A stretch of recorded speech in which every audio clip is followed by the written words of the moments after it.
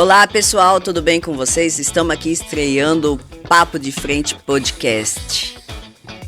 Iniciando com ninguém mais famoso neste Brasilzão, Dr. Ronaldo João Roth, nosso convidado especial. Não teria como eu não estrear esse podcast com Vossa Excelência.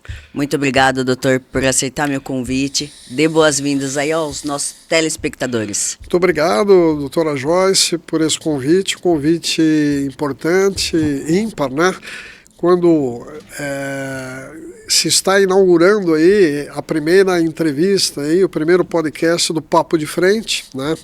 Do Informativo aí paulista, e eu parabenizo aí por essa frente de atuação profissional, né?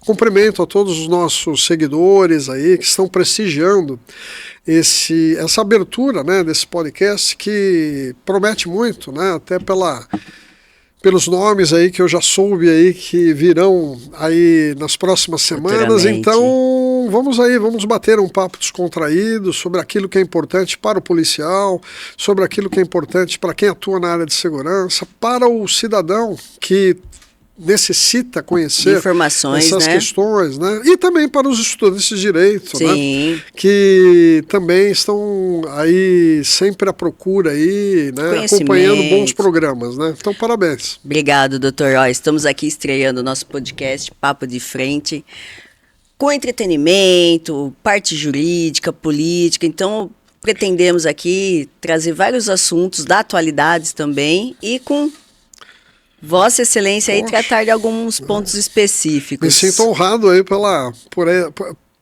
ser o primeiro, né? Mas estou certo aí. Tinha como não chamar o doutor, né? Para estrear comigo. É verdade, verdade. Mas espero que, né, isso traga aí bons resultados aí, né? Principalmente para o nosso público, né? O nosso público, sim, os policiais militares que nos conhecem aí há pelo menos mais de 30 anos, né? Sim. Os mais antigos conhecem há mais ainda. Tempo, né? Perfeito, doutor, agradeço. Vamos lá, começando. Quem é o doutor Ronaldo João Roth e sua trajetória de vida? Bom, vamos lá. Juiz Roth, Ronaldo João Roth,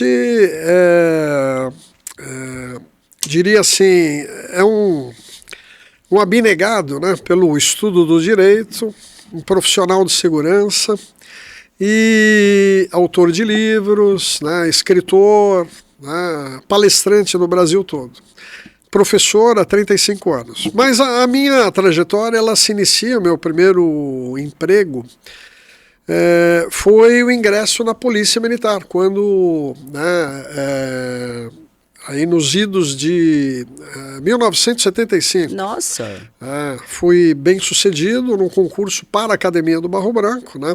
Onde ali ingressando, fiquei 5 anos, né? Naquela época nós tínhamos 2 anos de curso preparatório, mais 3 anos de curso de formação de oficiais, né? Esse segundo curso era um curso superior, o outro era o colegial, né? E depois de lá, né, a trajetória aí muito operacional na nossa Polícia Militar aqui de São Paulo, né, onde tive a oportunidade de servir em unidades aí que eu mesmo escolhi, eu tive essa oportunidade, né. Como aspirante, já fui aí para o Tático Móvel à época, né? Hoje seria aí a Força Tática, né? À época o batalhão era o 14º Batalhão Osasco, né? Batalhão muito bom, por sinal muito respeitado. Área agitada aquela área.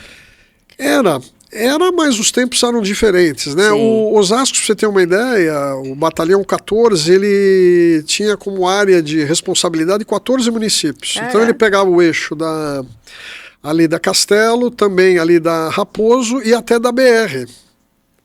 Né? Então veja, é uma área muito grande e tal. Mas Osasco naquela ocasião era o município mais intenso, né? Entendi. Hoje ali a gente já tem pelo menos 3 ou 4 batalhões, né, que foram desmembrados, né? Então você tem o 14 que continua, esse ficou em Osasco e tem outros batalhões aí. Ali na região. Tem um CPA, né? Tem um CPA M8, aí você tem lá o Taboão, né? Itapecerica, Carapicuíba, Barueri, né? Barueri é o 20, né? Então tem uns 4, 5 batalhões hoje lá, né? Mas depois, veja, dessa fase de aspirante, aí Eu tive também a felicidade, né, de ser convidado para ir servir no quartel da Rota, no batalhão da Rota, o batalhão de elite. Aí como segundo tenente, né, não hesitei do convite, até porque já era uma opção de academia do Barro Branco, mas aí, por motivos lá internos da corporação, os meus colegas de turma acabaram não indo para onde escolheram, né, iam para um outro batalhão, por critérios aí justificados, enfim, mas aí vencido o estágio como aspirante e tal, já segundo tenente, aí fui para a Rota, onde... Que ano que o senhor foi para a Rota? Eu fui para a Rota em 1980. 80. Eu reputo que o período que eu fiquei na Rota, assim para fazer um resumo, foi a minha pós-graduação em policiamento. Eu aprendi a fazer polícia, né, porque só tinha teoria da academia e tal, né, você saía muito bem preparado, mas teoricamente. Então, a prática eu tive no Tático Móvel, no 14º Batalhão. Num lugar intenso, né, num lugar cuja os vetores de segurança eram importantes, enfim. E aí depois estive na Rota, onde também foi algo assim magnífico, né, em todos os sentidos, né, porque a Rota era, como até hoje referência, né, em termos de policiamento. E era referência, inclusive, no Brasil, né? Nós recebíamos oficiais de todos os estados que iam estagiar, saíam conosco durante o serviço, enfim. Mas foi algo, assim, um período maravilhoso. Depois houve uma mudança no governo, enfim, os oficiais da Rota foram transferidos, né? Eu também fui. Aí estive no Copom por um período curto. O senhor atendeu o Copom ou não chegou a atender?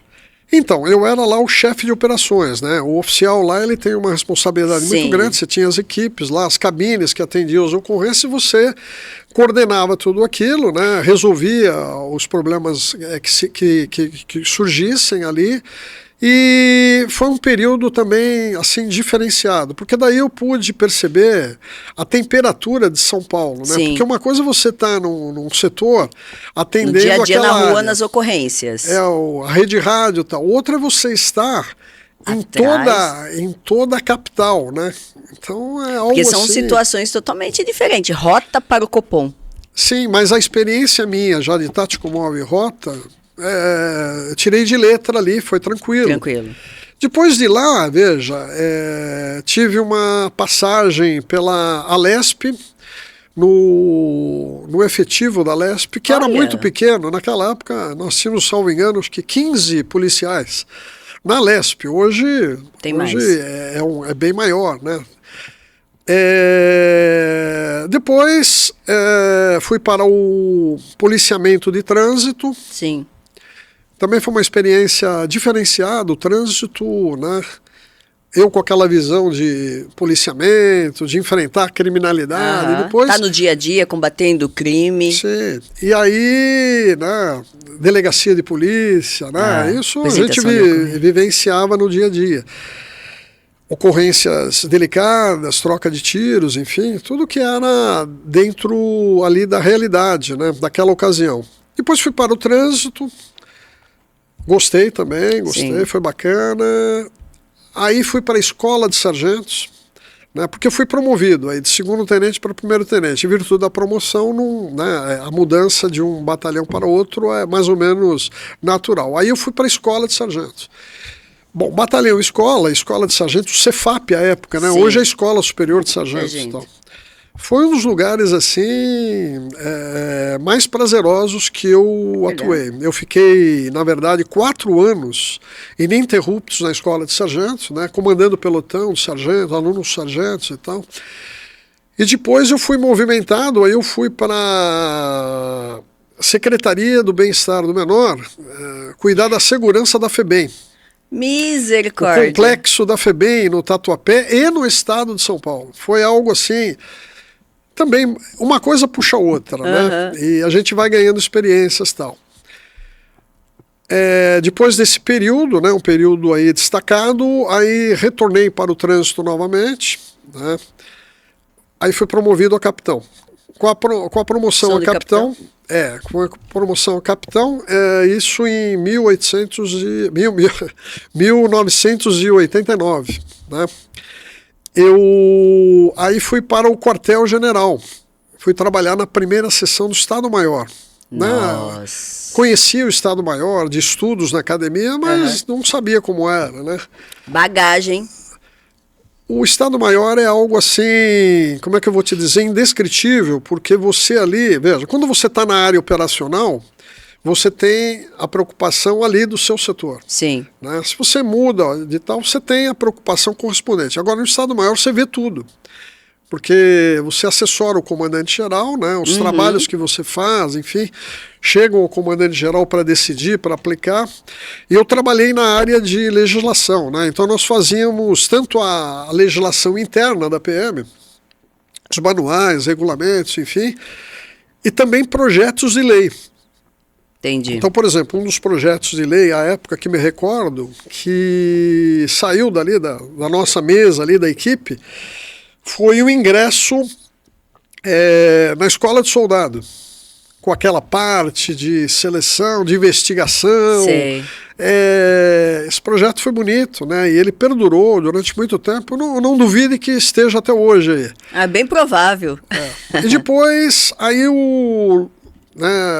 depois desse período aí bem aproveitado, aliás, trabalhando com grandes oficiais, né? Naquela época eu era capitão, então tinha tenentes que inclusive foram comandantes gerais. O Roberval foi um exemplo.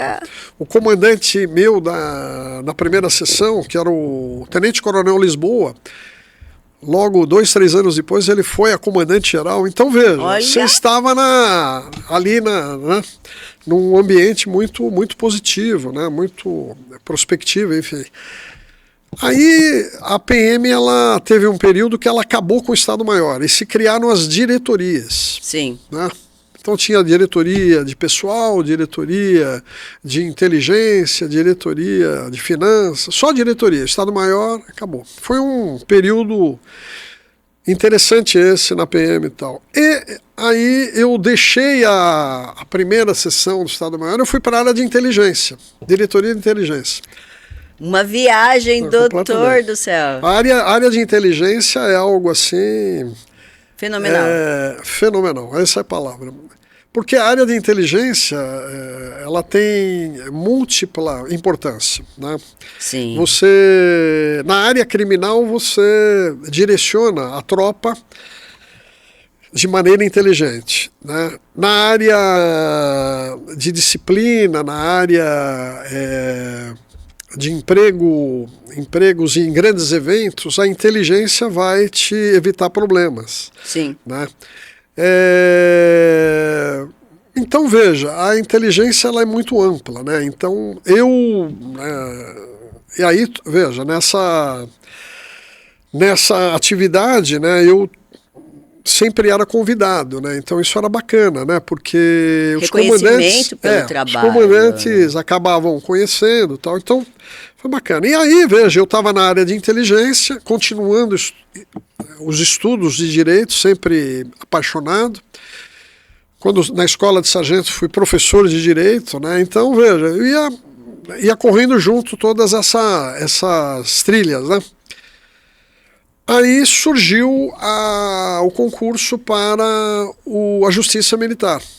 Eu, capitão, já com 5 anos no posto, né, já estava aí com 19 anos, já completando 20 anos. Tal. E aí prestei concurso para a Justiça Militar. Como era professor de Direito, né, até era um momento de eu me avaliar, né, que é um concurso muito rigoroso, enfim, mas tive a felicidade de passar. Então... Né? Fui aprovado e da inteligência da polícia, quartel-general, eu fui para a Justiça Militar. Onde fiquei 31 anos. Né? 31 anos que atrás. Eu fui para a Justiça Militar em 1994. Olha... tem muita gente que ainda não completou aí, né? Tem gente que nem... 40 anos e eu já estava aí, né?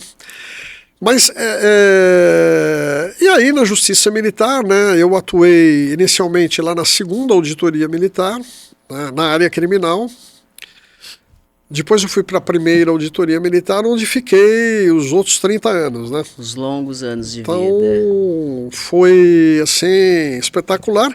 E foi na Justiça Militar que eu desenvolvi outras, vamos dizer assim, outros talentos, né? Porque eu me aprimorei como professor, né? Uhum. Passei a ser professor de pós-graduação também, fizemos um curso, né, onde a Joyce foi uma das nossas Excelente alunas. professor, pessoal. Então, lá na Escola Paulista de Direito, nós chegamos a formar quase 200 alunos. Advogados, que a maioria dos advogados que atuam hoje em São Paulo na área militar foram nossos alunos lá, né? Mas aí também comecei a escrever artigos, né, para publicação em revista Direito Militar e tal. Hoje eu tenho um número acentuado de artigos que ultrapassam 130, né? Certo. Eu nunca sei ao certo, porque eu lembro a última contagem que eu fiz, né? Sempre artigos dirigidos para a área do direito militar, né? Envolvendo a área operacional. Trazendo uma experiência de vida ali, e até mesmo orientação para a tropa que está na sempre, rua. Sim, sempre. E até eu tenho uma homenagem muito bacana feita pela Associação dos Magistrados, né? Está lá no meu Instagram, de um dos grandes oficiais da Polícia Militar, que ele fez essa homenagem para mim da associação. A associação publicou no Jornal dos Magistrados lá, um magistrado preocupado em preparar juridicamente os policiais. Uma homenagem bonita, né? Eu li essa homenagem, inclusive daqui a pouco eu vou postar no meu status, tanto no Instagram como no meu WhatsApp, pessoal. É bom dar uma olhadinha e uma leitura. Que bacana, né? E depois, aí eu comecei a desenvolver uma promoção da Justiça Militar que até então não era conhecida no Brasil. Hoje também não é, mas naquela época, né, não se tinha notícia e tal. E eu comecei a aceitar convites para desenvolver palestras sobre a Justiça Militar. Os primeiros convites foram na OAB. Eu lembro que a primeira OAB que eu fui foi a da Lapa, OAB Nossa. Lapa. Depois eu fui na OAB Penha de França, OAB Itaquera, veja. Essas subseções da OAB, né, hoje grandes subseções, acabavam me convidando e eu desenvolvendo. Os quartéis também me chamavam. Bom, então eu desenvolvia palestras na OAB e nos quartéis também.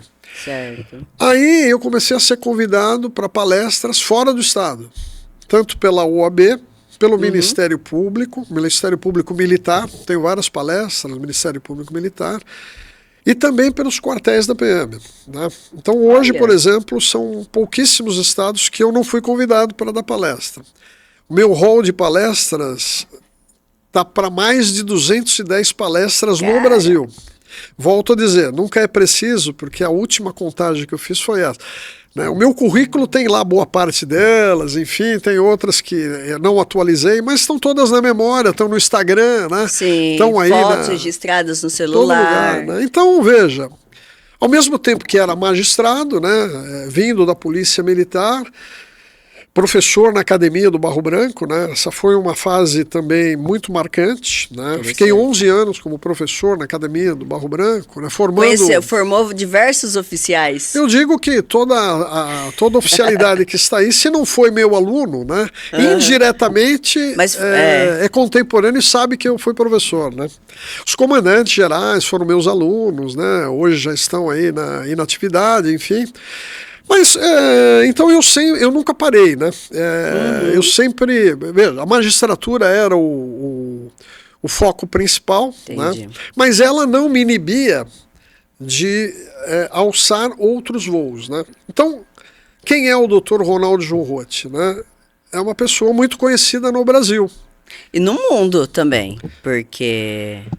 O lançamento de livros, aí nessa questão, aí tiveram os livros. Hoje eu estou com 19 livros, né? Ou em autoria coletiva ou individualmente. Né? Então, veja, é uma produção literária espantosa, admirável, né? Construímos muito, né, nesse período. E eu reputo vamos dizer, essa fama, né? Fama boa. A todo esse trabalho, né? Na Justiça Militar, né? Sempre tive os casos mais complexos curiosamente eram distribuídos lá por sorteio. Sempre na primeira auditoria. Para a primeira auditoria, então veja, a imprensa toda ali acompanhando todos os casos, né? Esses grandes casos nos últimos 30 anos, né? Muitos certamente foram meus, né? Ou outro que escapou, não foi para minha mão. Qual foi o caso que deu mais repercussão na mídia que o senhor teve que julgar? Olha, eu ficaria com 2 casos aí bem proeminentes, né? O primeiro deles foi o tão conhecido processo da favela naval. Esse foi o primeiro. Muito conhecido. Eu estava no estágio probatório ainda, eu não tinha 3 anos ainda de juiz, porque o juiz também faz um estágio probatório. Sim. Né? E ele é determinante, se você não passar o estágio probatório, você não fica na carreira. Então, naquele período ainda de estagiário, como magistrado, eu recebi, por distribuição, esse processo complexo da favela naval, onde 10 policiais foram denunciados. Né? Esse processo da favela naval, ele teve uma repercussão internacional. Caraca! Quantos volumes? Não, você sabe que em termos de volumes, aí que tá, eram 10 réus, né? Eu me lembro que o IPM, quando chegou com a denúncia na minha mão, ele tinha em torno de 17 volumes. Eu lembro da foto dos volumes da Operação Ubirajara. Então, esse processo ele foi acompanhado por toda a mídia. Sim. E como eu falei, com repercussão internacional. Mas por quê? Porque havia um vídeo que foi gravado por uma das testemunhas registrando os abusos policiais que ocorreram numa biqueira, né? E esse vídeo ele acabou vazando para imprensa televisada, né? E então veja, eu me lembro que antes de ser, né, sorteado para presidir esse caso, você via a TV abordando isso de manhã, à tarde, à noite e até de madrugada. Então era alguma coisa assim. Bom, o governador do estado à época, diante desse estrondo que foi o caso da favela naval, ele enviou uma PEC, uma proposta de emenda constitucional para alterar a estrutura da PM e reduzir a polícia militar ao policiamento de choque. Não sei, é uma opção política, né? Por quê? Porque o caso da favela naval foi muito estrondoso, para ter uma ideia. Bom, nós enfrentamos o processo, eram 10 réus, e resolvemos o processo, né, do recebimento ao último julgamento em 1 ano.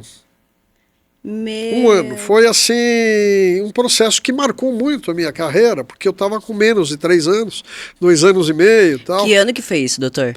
Foi em 97 para 98.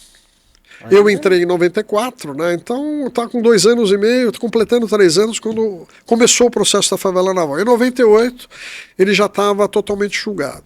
Bom, depois tantos outros centenas de processos aí que ocorreram ao longo da primeira auditoria. E aí eu me lembro, antes de ter o segundo grande caso, houve a adoção no Brasil da lei do crime organizado. O primeiro caso envolvendo crime organizado de policiais militares... A Justiça Militar. Que a Justiça Militar recebeu, veja, primeiro caso. A lei é de 2013, a 13.850, 12.850, de 2013. 2013 ainda, ou 2014, nós tivemos o primeiro caso envolvendo cerca de 11 policiais do Vale do Paraíba, de Taubaté. Curiosamente, esse também foi um estrondo, né, porque era o primeiro caso de crime organizado envolvendo policiais militares. Certo.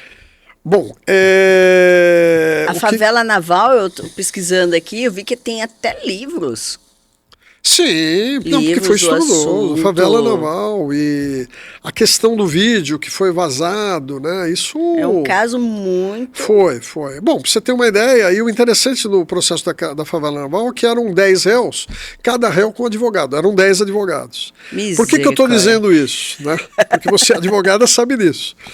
Quando o juiz tem, né, pelo menos advogado para lidar, menos um advogado já é um estrondo, por quê? Porque o advogado é que faz a diferença, as teses, os requerimentos. Imagina 10 advogados. Agora você imagina 10 réus, 10 advogados. Então foi a minha experiência ali, logo no início da carreira como magistrado. Depois... O Vale do Paraíba. Depois houve esse fato que não foi assim, não teve uma repercussão tão grande, mas ele teve uma repercussão interna impactante. Porque ninguém imaginava que policiais militares iam ser denunciados por crime organizado. Exato. Bom, o curioso desse processo é que as provas dos autos me permitiram absolver os 11 policiais que estavam denunciados no crime organizado. Além do crime organizado, porque o crime organizado tem que vir com um crime principal. Qual era o crime principal? O crime principal envolvia 3 ou 4 crimes, envolvia corrupção, envolvia apreensão de drogas, envolvia subtração de armas em abordagens. Só para o pessoal, nossos estudantes entenderem, né? Que a acusação do crime organizado tem que vir com o crime principal. Sim. O crime organizado é um crime que ele vai...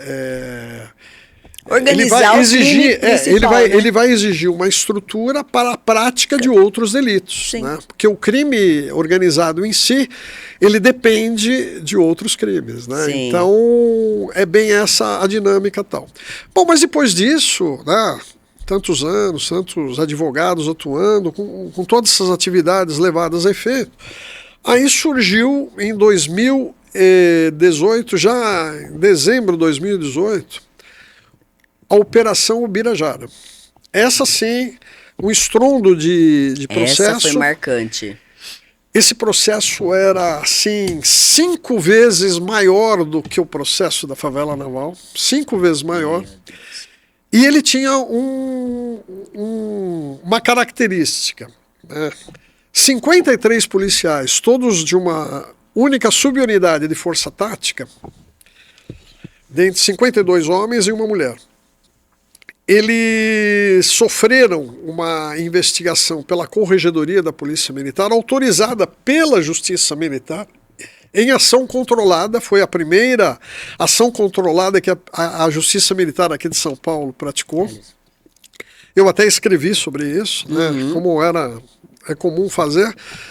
E esses policiais, enfim, acabaram sendo descobertos porque eles foram cooptados por lideranças do PCC. Olha. Na zona sul de São Paulo. E foi um estrondo, a PM entrou em choque, né? Porque não era previsível que os militares iriam, né? Foi o primeiro grande episódio aí envolvendo cooptação do PCC e tal. E isso foi tudo comprovado. Sim. Por quê? Porque, paralelamente à prisão dos policiais militares, 53, houve a prisão concomitante de 5 ou 6 lideranças do PCC, que foram processados na Barra Funda, enquanto os policiais militares na Justiça Militar.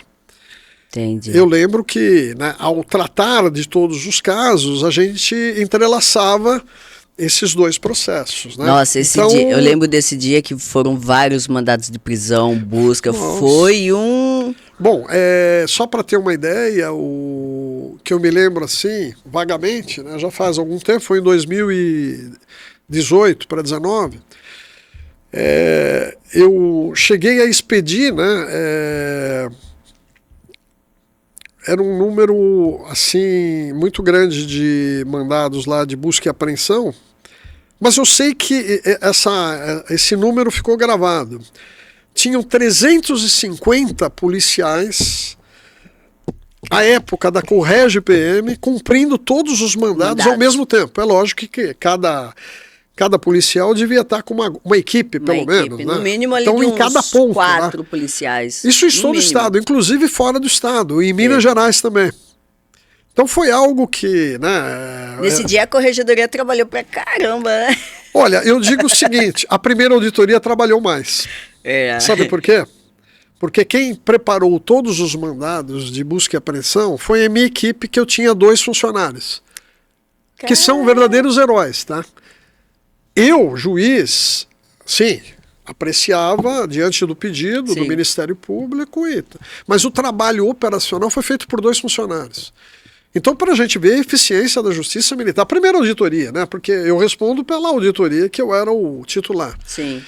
Mas foi então aí um processo tremendo, e aí nós tivemos 18 advogados para 53 policiais.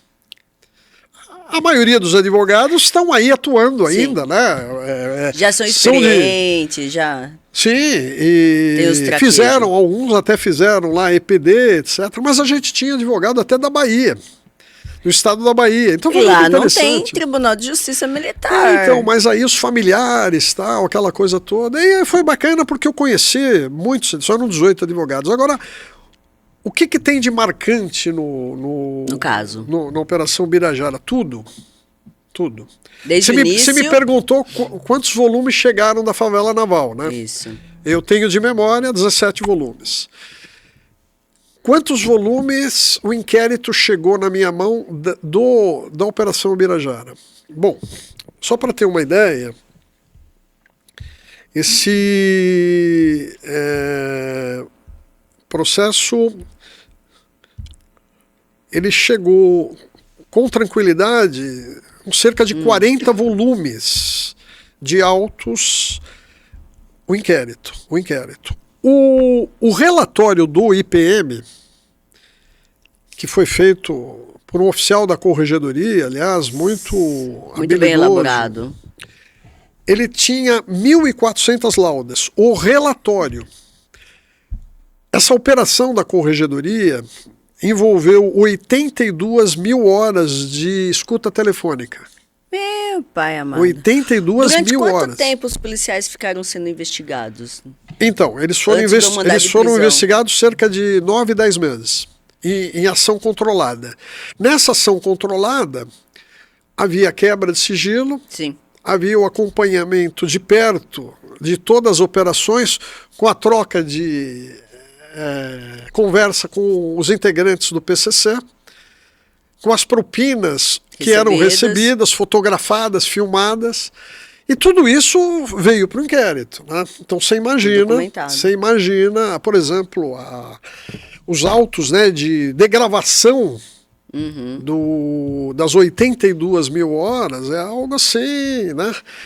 Quando eu falei 30, 40, eu falei de autos principais do inquérito, sem contar os apensos. Esse processo, ele acabou, no julgamento, ele tinha 29 mil laudas. Cara. 18 advogados. Nessa época era tudo físico? Tudo físico. Porque cheguei a pegar a transição do físico para o PJT. Tanto é que tudo físico, eu tenho uma foto que foi tirada naquela ocasião, com todos os volumes da Operação Birajara. É uma foto impactante essa. E curiosamente, essa foto hoje, para os mais novos, né? Porque agora nós estamos na fase do processo eletrônico. Você não tem mais papel. Não. Só que naquela ocasião, ainda bem, nós tínhamos. Então, veja, imagine você, com o escritório que você tem aqui em Bauru, maravilhoso, bem estruturado. Imagine se você tivesse que acomodar tudo físico, todos os processos físicos que você atua. Eu ia precisar de umas 10 salas a mais ali no escritório. E era o que os fóruns em todo o Brasil tinham, nós também lá, né? Hoje não, hoje você não tem mais processo físico, né? O que você tem ainda um pouco de execução, mas tudo isso já foi convertido em processo tal. Então, mesmo os IPM já está vindo já. Os IPMs, eles chegam eletrônico, né? Já está facilitando. Bom, mas aí o que ele tem de mais estrondoso? Nós ouvimos 137 pessoas, nesse caso da Operação Birajara, judicialmente, 137 pessoas. Bom, 18 advogados. Você imagine, cada pessoa que a gente ouvir, tinha 18 advogados. Sim. Tinha o colegiado com 5 juízes, o promotor e 18 advogados para perguntar. Você imagina o quanto demorava uma audiência. Cada audiência. Física, tá? Física, todos ali no plenário. Presencial, porque foi antes de pandemia ainda. Foi. E aí, o que acontece? Outra grande felicidade, né? A gente conseguiu, com muita estratégia, resolver esse tsunami de processo. Eu dei essa denominação à época, porque eu não tinha visto algo parecido. Esse processo foi o maior processo no Brasil com réus militares presos. Veja. Todos estavam presos? Todos presos. Então eram 52 homens, né, policiais militares e uma policial feminina na época. Tal. Bom, depois de exausto trabalho, nos julgamentos, entramos na fase de julgamentos, né, conseguimos concluir num tempo recorde. E aí, absolvemos 11 e 42 foram condenados. Bom, a celeridade da justiça militar foi tão grande, e celeridade com qualidade, né? Porque não adianta ser célere se você não tem qualidade. Nesse caso, nós conseguimos esse binômio, mas com muito esforço. Meu, dos juízes militares, do conselho, da minha equipe e tal. Eu enviei o resultado, todos esses números, para o Guinness Book. Caraca! E a revista Época, inclusive, me entrevistou, fez uma matéria sobre isso, porque era inédito um magistrado, né? Pelo menos não se tinha naquela 2019. Porque até então a justiça militar não tinha tanta visibilidade. Muita gente não conhecia a justiça militar nessa época. Então, veja, você me perguntou quais foram os dois mais... O Operação Birajara também teve uma repercussão internacional. Né? Então foram os dois grandes casos marcantes. Mas ao fim agora da carreira, eu tive... outros casos também muito delicados, né? Não com estrondo de mídia, de tal, mas marcantes, né? Sim. Eu tive um caso, eu tinha cerca de 8 policiais militares respondendo crime de tortura, tá? Tortura, as penas são muito altas, implica a perda do cargo público. E a tortura, ela já vem com várias agravantes que o policial pode... Porque a tortura, o fato de ser policial, servidor público, já dá uma qualificadora ali. Bom, obviamente que foi um processo muito complexo, de um dos fatos estrondosos aí, que também teve repercussão, mas aqui mais local, né? E isso já esse me parece que foi o último processo meu quando estava na ativa. Certo. Eu tive a felicidade de absolver os 8 policiais militares que respondiam tortura. Um outro fato também muito marcante aí, esse envolveu o GAT, né? Sim, me recordo. O GAT, também deu muita repercussão. Exatamente, onde 6 oficiais do GAT, inclusive o comandante do GAT, né, foram processados porque num treinamento lá do GAT houve a morte de um tenente, né, pelo disparo de arma de outro tenente. Então, foi um processo com o Conselho Especial de Justiça, etc. Então, esses foram os 2 últimos casos aí meu, antes de me passar para a inatividade. Hoje estou aposentado, né? Então, assim, tirando umas pequenas férias. Eu digo o seguinte, né? O futuro a Deus pertence, né? Então, né, estamos aí cumprindo aí, né? Cumprindo o desígnio aí, que talvez seja até um desígnio, né? Que a gente desconheça, né? Às vezes o senhor precisava dessa pausinha, dessas férias, para descansar um pouquinho, porque a rotina do doutor era muito agitada. Eu vivia, né, 24 horas, né? Porque, veja, um dos requisitos para todo magistrado é a dedicação exclusiva, né? Então eu tinha dedicação exclusiva, mas ao mesmo tempo eu era professor, eu era palestrante, eu era escritor, eu lançava livros, né? Mas tudo bem, isso não trazia problemas. Nenhum prejuízo para mim, ali né? para a auditoria. Porque quando você tem... quando você gosta do que faz, tudo fica mais fácil. Fica. Né? Você não se cansa, entendeu? Eu falo por mim. Nossa, trabalho quase 24 horas por Bom, a dia. doutora se deixar. Joyce, né, é uma referência aí na advocacia militar, né? No interior é um nome mais forte aí, graças tem a um Deus. escritório aí altamente eficiente. Não, bom, eu vejo pelo número de casos, né, lá na Justiça Militar, aí bastante.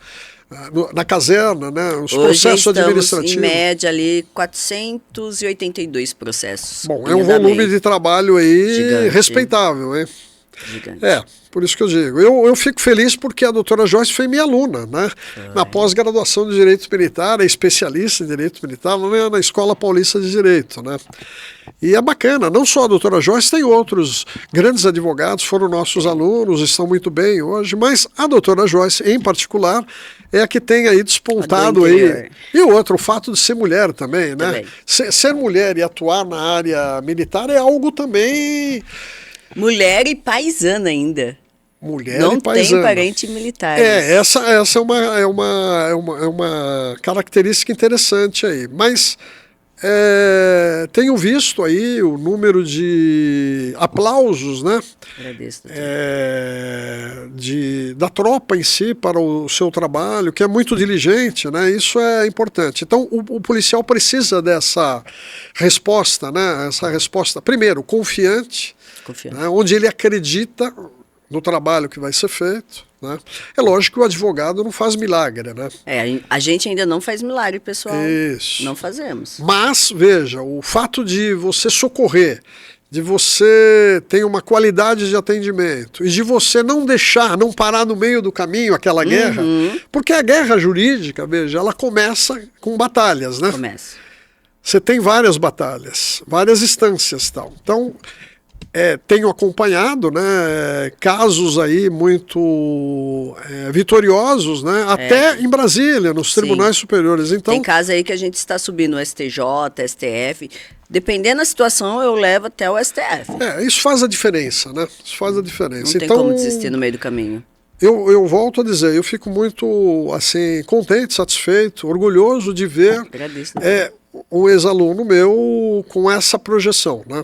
E hoje, pelo que sei, o seu talento já passou de São Paulo, né? Você agora está Estamos no Paraná agora. Num outro empreendimento aí, no Sudeste, né? Estamos advogando aí, tem um pessoalzinho do Paraná, uns policiais ali, que está confiando no nosso trabalho. Sim, eu soube até poucos dias atrás, você está fazendo audiência lá em também, Curitiba. E fiz recentemente agora um congresso em BH, pretendo esticar para os militares de BH também. Opa! Entendeu? BH quero esticar. Cidade boa e que precisa de respaldo jurídico. Mas falando em congresso e tal, você está organizando um congresso grande aí na Baixada Santista, né? Sim, veio uma novidade grande nos próximos meses, um evento extraordinário na Baixada. Esse evento quero prestigiar lá, hein? O senhor será um convidado especial, nossa. Opa, já vou me preparar então aí com grandes nomes de força, peso, quero ver se eu consigo fazer um evento no mínimo aí de 1 dia ou 2 dias. Tá? Para a tropa, para os operadores do direito e quem tiver interessado. E a Baixada, ela é bem estratégica, né? Porque hoje, por exemplo, na Baixada você tem lá cerca de,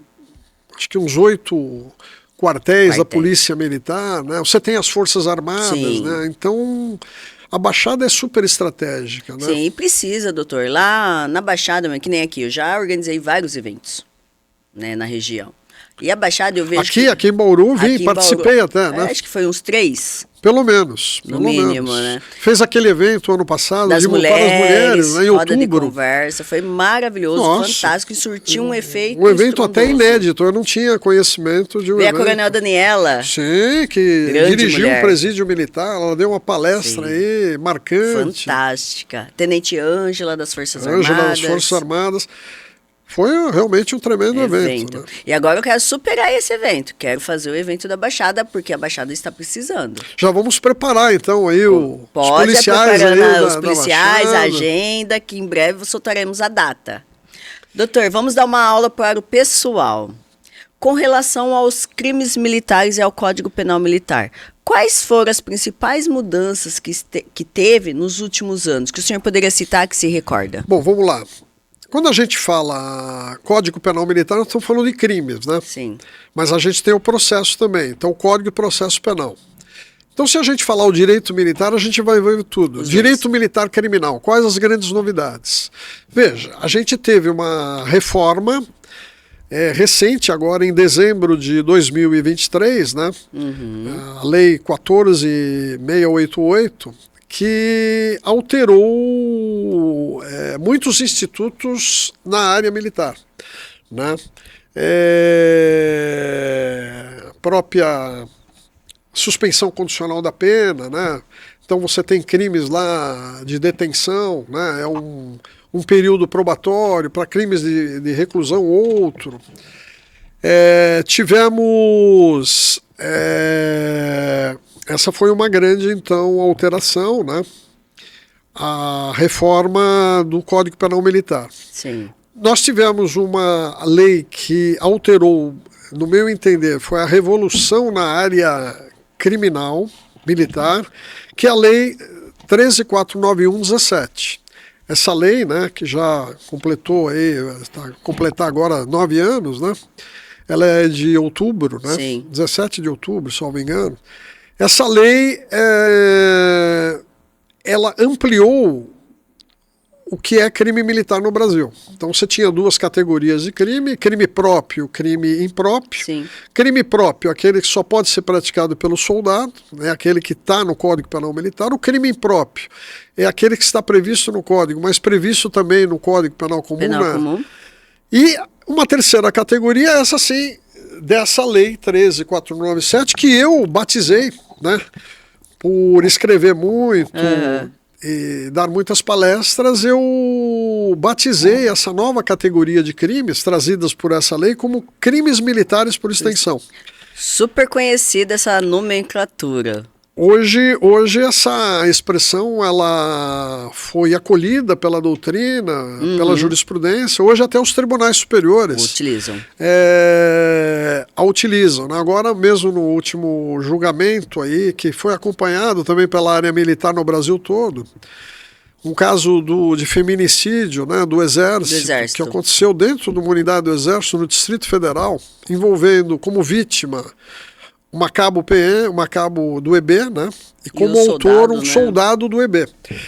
Nesse julgamento eu tive a oportunidade de acompanhar os votos, foi um julgamento de 3 horas e meia,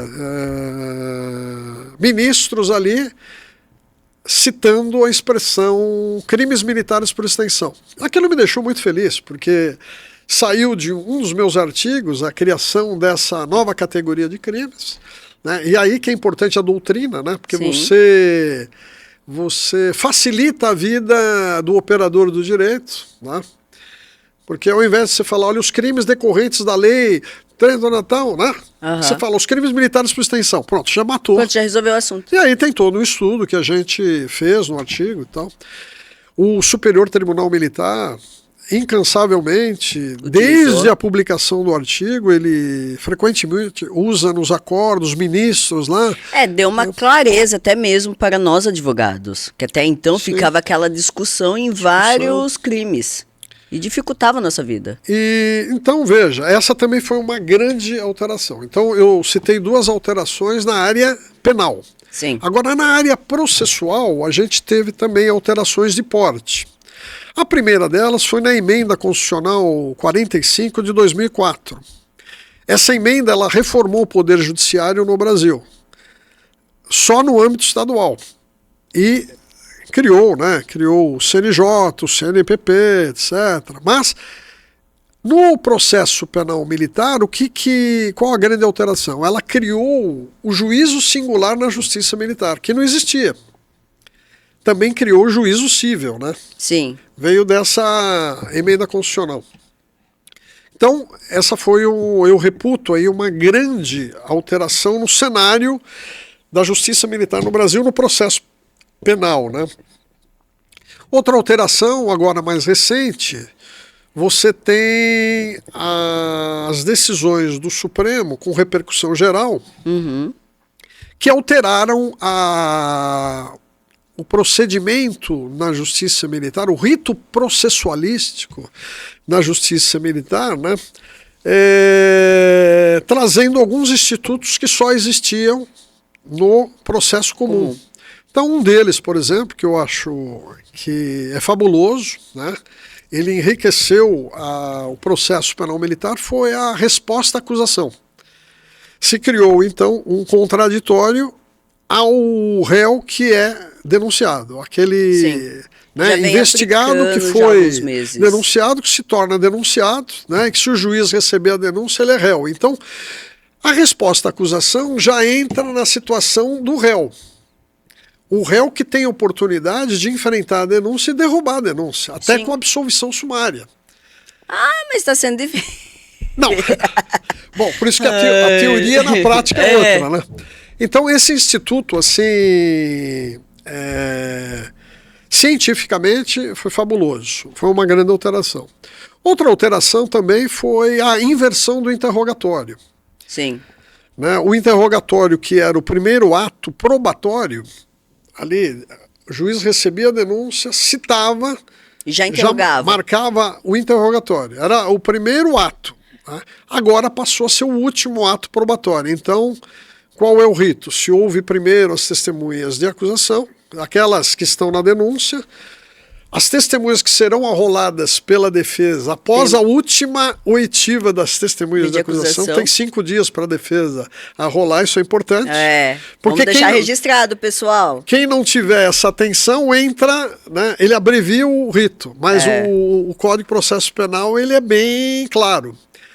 E, por fim, o interrogatório. Então, quando o réu vai ser interrogado, ele já sabe de toda a prova que poderá mudar o rumo do processo. Sim, o réu já vai preparado para fazer até a sua própria defesa. Ele entra, lógico, com a orientação do seu advogado, ele já entra ali sabendo o que deve enfrentar, o que deve esclarecer, ou que deve destacar. Pontos controvertidos, contraditórios. Ou que deve destacar, olha, conforme as testemunhas já explicitaram, o caso é esse. Vamos explicar esse detalhe. Então, isso melhorou muito a situação para a defesa. Para a defesa. Não, realmente ajudou. Tivemos um outro instituto, esse agora muito recente, né?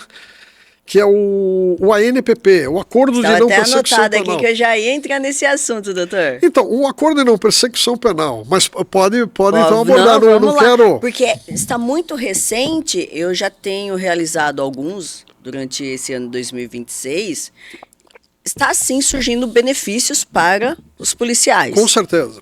Né? Mas é somente uma auditoria que está aplicando. Não todas. Não todas. A primeira auditoria, por exemplo, com os juízes ali substitutos, né? Porque por enquanto ainda não tem um titular mesmo, para não entrar em muitos detalhes, não está aplicando. A terceira auditoria com o promotor de justiça já vem antes até mesmo da denúncia. A quarta auditoria ainda não está entrando nesse ritmo. No entanto que tem casos que eu já estou pedindo. Por quê? Tem casos Está recorrendo. Estou recorrendo.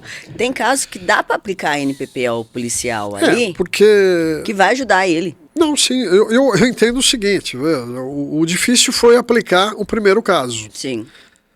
Eu tenho notícia de vários casos já aplicados no ANPP aqui na Justiça Militar Paulista. Sim, na terceira auditoria. Ele está recorrente. Ela está centralizada numa auditoria só. Na terceira auditoria. O promotor já vem com a proposta. Então, veja, como já há esses precedentes, difícil é você negar os outros, né? Sim. A sustentação para negar. Até porque o Supremo Tribunal Federal, ele já decidiu em vários casos, né? O próprio STJ e tal. Então, bom, eu particularmente, você sabe que eu sempre fui contrário à aplicação do ANPP, né? Sim. Eu me lembro a época quando o ANPP decorreu da alteração lá do artigo 28, lá no 28A, pacote anticrime e tal. É coisa recente. Nós tivemos aí 5, 6 artigos publicados no Brasil sobre o ANPP na Justiça Militar, porque, veja, se ele foi criado na Justiça Comum, começaram a surgir estudos, tal, especulações que aquele instituto poderia ser aplicado na área militar. E aí, à época, eu resolvi escrever, né, fiz uma pesquisa e todos os artigos que eu encontrava eram todos favoráveis. Mas eu confesso que tive a coragem, né? Quem escreve tem que ter coragem, tem. Né? Porque vai assinar lá. Porque você vai defender um ponto de vista, né? Sim. E veja, diferente da política, né? Que você vai ganhar. E o brasileiro não gosta muito de ponto de vista, né? É uma questão complicada. Né? E aí eu fiz um artigo, me lembro, eu fui um dos primeiros a escrever, defendendo a não aplicação do ANPP. E publiquei esse primeiro livro, foram com 2 tenentes da PM do Piauí. Na verdade, os 2 tenentes que me acompanhavam muito, tal, eu dei muita palestra no Piauí, né? Sim. E eles me acompanhavam, tal, e eles me provocaram, doutor, vamos escrever sobre a ANPP? Olha, que interessante. Aí eu falei, poxa, a ANPP, eu nem estava preocupado com isso. Tenentes da Polícia Militar lá do Piauí. Lá, 2 estudiosos, tenentes, tal. Bom, aí a gente falava por WhatsApp e tal, eu falei, mas eu não estava atento ao ANPP, porque ele foi criado lá, né? Uhum. Aí quando eles me chamaram a atenção disso, eu falei, deixa eu dar uma estudada aí. Aí eu verifiquei alguns artigos, todos eles defendendo a aplicação. E eu tive ali uma primeira convicção de que aquilo não ia dar certo, não se encaixava dentro da estrutura militar, né? E aí os 3, né, em comum acordo, até porque eles me convidaram, e aí tivemos que fazer a 3 mãos, né? Um fazia, dava para o outro, né, melhorava e tal. E aí defendemos a não aplicação. Bom, esse artigo ele teve repercussão muito grande. Por quê? Porque os tribunais militares, os 3 que nós conhecemos, Rio Grande do Sul, São Paulo e Minas Gerais, não aplicaram. Então veja, o artigo que até então seria contra aquelas 5, 6 que aplicavam, que estavam defendendo a aplicação, os tribunais se posicionaram contra. O STM também, inclusive o STM baixou até uma súmula, salvo engano, que não se aplicava. Bom, olha, aí teve um fato interessante. O primeiro pedido de ANPP na JME São Paulo caiu comigo. Olha a coincidência. Primeira auditoria sempre sendo presenteada. E eu me lembro, eu, obviamente, já tinha publicado o artigo, né? Foi distribuído o fato. Eu decidi, de maneira fundamentada, que não era aplicável na Justiça Militar por N motivos, mas um que é muito básico. Veja, como é que eu ia aplicar o ANPP se a Lei 9.099, não é aplicável, que é para crimes de pequeno potencial ofensivo, há uma proibição legal de não aplicação. Como que eu ia aplicar o ANPP para crimes muito mais graves sem o quê? Sem alteração da legislação militar. E eu ia pegar importado tal. Então, era algo assim, uma ginástica muito grande para querer aplicar. E obviamente, eu decidi. Houve um habeas corpus contra a minha decisão e o tribunal denegou a segurança, a ordem. Bom, curiosamente, o autor desse pedido do HC, eu e mais 6 autores, lançamos o livro ANPP. Então, o livro ANPP tinha cerca de 4, 5 advogados, né, um promotor, uns que defendiam a tese, eu, juiz, etc. Que... Uns defendendo tal e outros. E o autor, legal. O primeiro autor do ANPP é integrante do nosso livro, né? Então foi muito bacana. E hoje, veja, então eu tinha uma posição muito clara, tal. E essa minha posição eu não estava sozinho, eu estava com todos os tribunais militares, STM, JMU. Era entendimento pacificado. Mas por que mudou? Porque o Supremo Tribunal Federal, em casos de recursos da defesa, que chegaram lá, entenderam que deveria ser aplicado o ANPP. Então, veja, aquela resistência muito sólida, né? Sim. Eu reputo que quem indefere tem muito mais elementos para indeferir do que elementos para conceder. Mas como o Supremo fala por último, né? Então, e vem inovando nos últimos anos. Então, é essa posição. Mas eu queria marcar tal. Agora eu tenho um senão em relação ao ANPP, embora fique feliz aí da aplicação, porque, veja, o ANPP sempre beneficia o réu. Porque o que é o ANPP? Acordo e não persecução penal.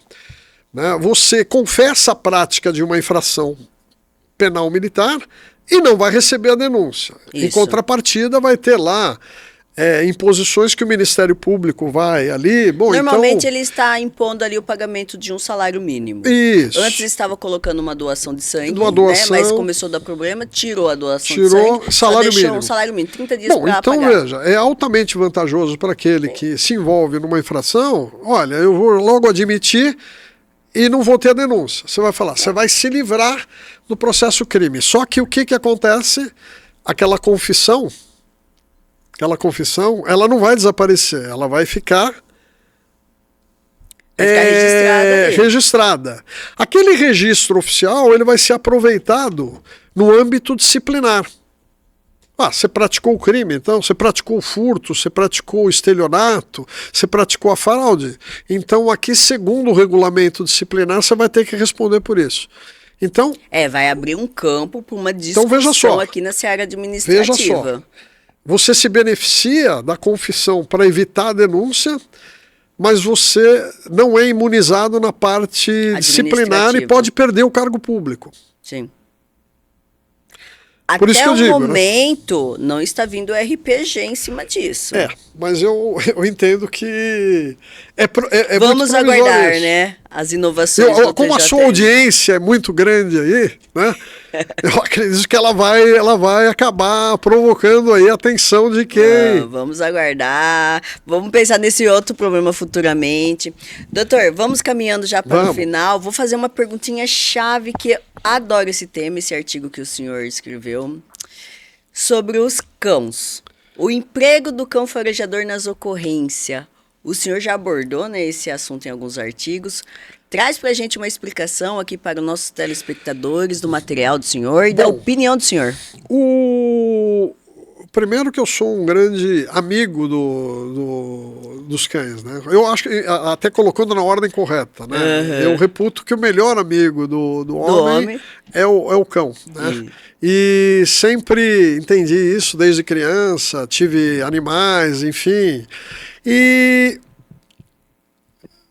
a visão do emprego do cão na polícia, veja, ela é altamente positiva. Na verdade, existe uma história por trás disso. Veja, o cão ele foi empregado nas duas guerras mundiais, Primeira e Segunda Grande Guerra, com propósitos de guerra. Sim. Então, veja bem. Agora, aqui no Brasil, né, e aí a Polícia Militar de São Paulo foi a pioneira, na década de 50 ela criou o seu batalhão de cães. Olha que interessante. A Argentina, na América do Sul, foi a primeira. O primeiro país a ter cães natal. Depois o Brasil, enfim. Quando, pelos idos aí de... eu não vou saber especificar bem, mas acredito que 2021, 22, nós tivemos um documentário pelo Elias Júnior sobre os cães. Então o Elias Júnior resolveu, o Elias Júnior é um jornalista aí dos mais renomados, que mais conhece de polícia. Muito conhecido no estado. Aliás, é um bom nome para você trazer aqui para o podcast. Olha, já está convidado, Elias Júnior. Olha aí, Elias Júnior. Ele vai estar aí acompanhando o nosso bater um papo, programa. Conversar. O Elias Júnior me convidou para eu participar desse documentário. E aí foi interessante porque ele estava no canil E ele, pelo celular, ele ligou, né? Para mim era um sábado, eu acredito. Ele falou, doutor, tudo bem? Tá? Oh, tudo bem, Elias, como é que você está? Eu nem sabia que ele estava fazendo um documentário, né? Aí ele falou, o senhor poderia dar um pulinho aqui no Canil? Eu falei, no Canil? Era um sábado, né? Embora não estivesse trabalhando, né? Mas eu falei, mas por quê? Ele falou, não, é que eu estou fazendo um documentário aqui e surgiu uma grande questão jurídica aí. O senhor não queria vir aqui para dar uma palavrinha e tal? Bom, ele falou, conforme foi, eu entrevisto aqui. Né? Bom, como não morava tão distante do Canil, deu para atender o pedido, fui. Quando eu cheguei ali, logo vi os oficiais, cumprimentei Elias Júnior. Os oficiais todos tinham sido meus alunos, como cadetes, enfim, então, veja, fica mais fácil conversar. Mas qual foi o impasse? O Elias Júnior queria que eu tirasse uma dúvida técnica a respeito do emprego do cão, tal. E aí eu expliquei, ele, pô, vamos gravar então? Vamos gravar, tal. Mas aí um dos oficiais, era o capitão até, falou, doutor, a gente está com um problema aí, porque a gente tem empregados cães, principalmente em comunidades, favelas e tal, e quando a gente faz a apreensão de drogas, tal, e chega no distrito, um ou outro delegado tem já afirmado aí que isso é um abuso de autoridade, que a polícia não pode fazer esse tipo de trabalho. Bom, aí quando ele me disse isso, né, era um problema, né, um problema operacional. Você está ali combatendo a criminalidade, aí chega e tinha esse entendimento. Eu falei, não, mas que coisa estranha isso tudo. Mas eu falei, aí perguntei para o capitão, né, eu falei, mas qual é a doutrina que vocês usam? Doutrina? Tinha uma ordem de serviço do quartel-general, né, da 3ª seção, né? Não tinha doutrina, ninguém tinha escrito. Não tinha um manual, nada. Não tinha. Não, tinha os manuais internos, né, mas não tinha doutrina jurídica, né? Especialistas, né, que vão estudar o direito e isso vai bater no tribunal, né? Não tinha. Aí eu falei, bom, então eu vou escrever sobre isso. E aí estudei mais a fundo a questão e publiquei um tremendo de um artigo defendendo a aplicação do cão na atividade policial como legítima, a ponto inclusive de justificar o ingresso no domicílio. Caraca. Veja, à época havia uma oscilação de juízes, alguns admitiam, outros não. Então veja, a importância dessa abordagem. Esse artigo foi publicado. O senhor veio para ser um marco da solução. Olha, eu não sei, né? Tipo Volto a dizer, estava na minha casa num sábado, fui chamado. Aí não chamou o senhor à então, toa. hoje, né, agora mesmo, me parece que foi ontem, salvo engano, uma operação lá no Rio de Janeiro, né, Complexo da Maré, o batalhão de cães lá da Polícia Carioca, com o pastor, né, o Malanois, né, eles entraram em determinada localidade, pelo que eu entendi era uma edificação abandonada, enfim. Sim. E os cães, ou o cão, né, ele conseguiu farejar, provavelmente ali, quero acreditar, droga, numa estrutura de concreto. Veja só. E a eficiência do cão. Não, a eficiência é um negócio fabuloso. Tal. E aí, veja, em virtude disso, os policiais acreditaram no faro do animal, né? Venceram aquela resistência, tiveram que fazer uma abertura ali de concreto, enfim, para ter acesso ao local, e ali encontraram 48 toneladas de maconha. Caramba. Foi a maior apreensão que se tem registro, talvez, no Brasil, de uma operação envolvendo um cão.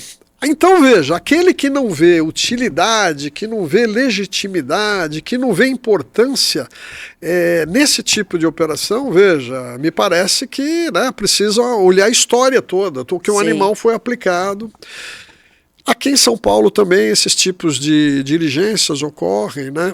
E o cão, ele facilita, auxilia o trabalho policial, né? É um apoio até mesmo para o policial que está ali no combate ao crime. Até mesmo em questão quando está questão de fogo, desmoronamento, é utilizado o cão. Não, sim, o cão tem mil aplicações. Veja, no âmbito, o Corpo de Bombeiros, né, soterramentos, ele tem os cães para salvar as vítimas. Isso em todo mundo, né? Você colocou bem. Os cães guardas, aqueles que orientam, né, deficientes, né? Sim. Visuais, veja a importância. É o guia, né? É o guia. Pessoa que tem a deficiência. É o guia. Então, hoje, inclusive, né, a polícia está usando os cães no grupamento aéreo, né? Sim. Com paraquedas, enfim, para acessar, para localizar pessoas perdidas na mata, né? Esse é um trabalho magnífico, né? O cão, ele vai farejar quilômetros e ele mesmo vai... corpos, às vezes, quando a pessoa é assassinada, né? Que é Sim. enterrada ali no meio da mata, e o pessoal está utilizando. E veja, então, eu entendo e estimulo muito essa atividade. Eu tive até uma... Você sabe que o batalhão aqui do Canil, né, que hoje é o 5º batalhão de choque, ele era uma companhia de choque. Aí ele se transformou no batalhão. O primeiro comandante do batalhão, que foi, à época, Tenente Coronel Cássio, que já tinha me convidado para outras palestras, na rota, enfim, me convidou para fazer a primeira palestra, tá, do emprego do cão, porque eu já tinha publicado meu artigo, no primeiro seminário antiterrorismo com o emprego do cão. Olha, no Canil, aqui em São Paulo. Então, como eu tive palestras em todas as unidades, aí praticamente da PM de São Paulo, isso foi marcante, né? Sim. Porque isso está tudo registrado aí, tanto na PM... Uma grande história, doutor. Muito bacana, viu? Doutor, a gente já vai finalizando aqui. Gostaria de agradecer a Vossa Excelência, uma honra. Não poderei estrear esse podcast... Poxa, mas foi muito rápido, hein? Mas foi muito rápido. Eu preparei uma pauta gigante aqui. Não, mas para aí. E a gente, se deixar, nem percebi nada. Precisamos fazer um segundo, então, aí, né? Vai ter o segundo episódio, podcast Papo de Frente com o Dr. Roth. Porque temos muitos assuntos que precisamos abordar. Não consegui abordar nem metade, porque o papo é interessante, descontraído e também de muita, né, sabedoria.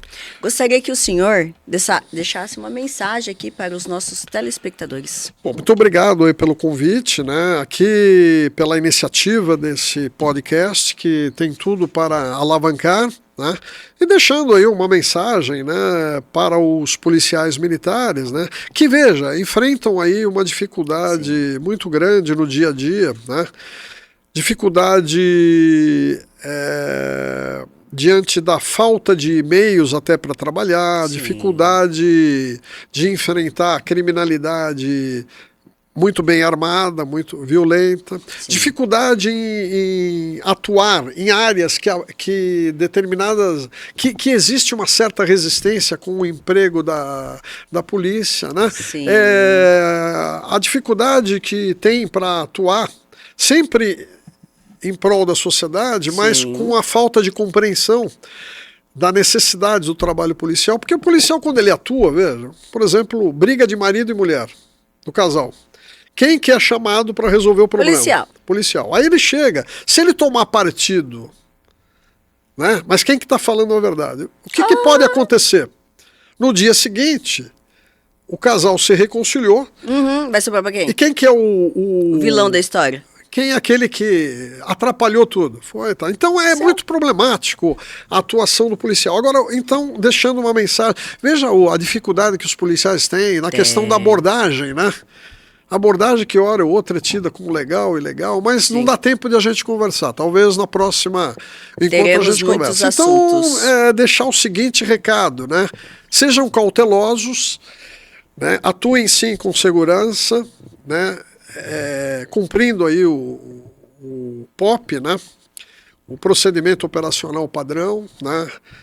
As leis, se acautelando com os registros que possam lhe favorecer na atuação policial, né? Você tem hoje as imagens que são uma grande ferramenta, testemunhas, porque boletim de ocorrência. O policial, ele, né, atende a ocorrência e ele se esquece da testemunha. Mas é aquela testemunha que vai, um ano depois, ajudá-lo. Vai registrar o que ela viu. Sim. Então, se o policial não arrolar a testemunha lá no local da ocorrência, como que vai localizar? Daqui a um ano, o advogado que vai estar o defendendo não vai ter aquela prova que é fenomenal. Então, deixar esse recado, né? E procurar sempre, né, uma orientação jurídica, né, advocacia, de pessoas que se dedicam a esse ramo especializado, né? No caso aqui, a doutora Joyce é uma dessas grandes advogadas que atua como especialista no direito militar. Então, encerro aí com essas breves palavras, deixando um abraço a todos aí, parabenizando aí pelo podcast. Obrigado, doutor. Agradeço mais uma vez a Vossa Excelência, uma honra estar estreando aqui com Vossa Excelência. E me coloco à disposição aí para, se tem material aí para a gente trabalhar, temos bastante ainda. A gente vai ter um segundo episódio com o Dr. Ruth. Obrigado. E pessoal, passando aqui só para deixar um recadinho, estamos aí inaugurando o nosso podcast Papo de Frente, estreando aqui com o nosso ilustre Dr. Ruth. Agradeço a presença de Vossa Excelência, agradeço a presença de todos os telespectadores. E não perca os próximos episódios, está imperdível. E deixar só um recadinho. Antes de vocês criticarem o policial militar na ocorrência que sai de casa, deixa sua família para combater o crime, se coloca no lugar dele. Se coloca no lugar dele e veja se você teria coragem de fazer o mesmo o que ele faz. Tá? Somente deixar esse recado para que a gente possa viver num país mais seguro, numa cidade mais segura, onde o crime organizado vem crescendo fortemente. Agradeço a todos. Um abraço da doutora Joyce.